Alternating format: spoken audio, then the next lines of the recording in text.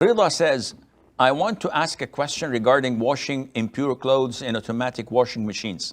Is it sufficient to wash them in a machine with pure clothes and they would become pure? As I've heard that the water, when comes in contact with impure clothes, it also becomes impure, and in the end, clothes remain impure after washing. And if stains of impurity remain on clothes after washing, such as stain of madhi or mani and menstrual blood, are the clothes considered impure? First of all, Rida, we have to understand that purity is defined into two types of branches, and that is removing of the filth and uplifting the ritual impurity. And in Arabic, it rhymes. So they say, الطهارة رفع الحدث وإزالة الخبث. And I will not go into details, but if there were to have stains on this head cover that I'm wearing, and the stain is here, and I put it aside, and it rains, and I come after it dries, and the stain is gone. The impurity is gone. Of course, the stain is a result of an impurity. I did not intend it to be clean.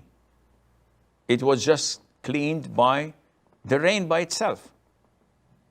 Is this sufficient? The answer is yes.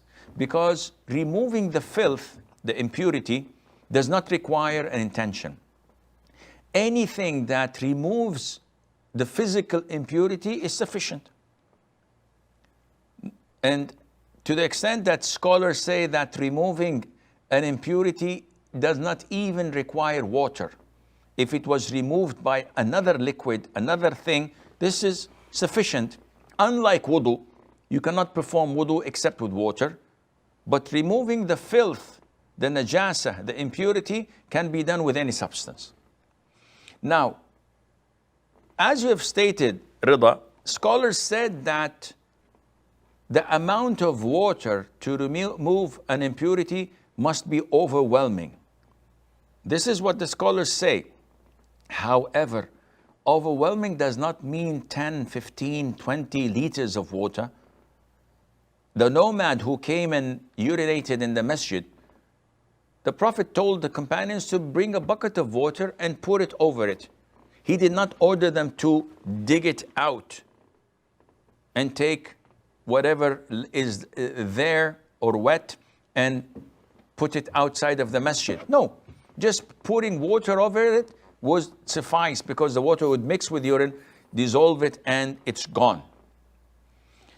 Now, scholars also say that if you put najis clothes in a washing machine with other dirty clothes that are pure in themselves, but they're dirty, they stink, they have stains of oil or whatever, and you wash it in a washing machine, this is sufficient. Why?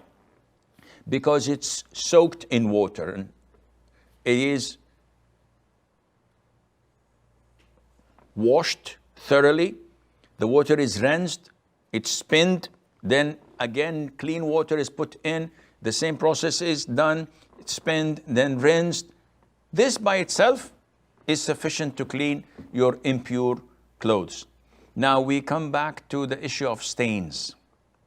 Now, stains of menstrual blood is normal, because even if you wash them thoroughly so many times, the stain, the color would remain, but the impurity itself is gone.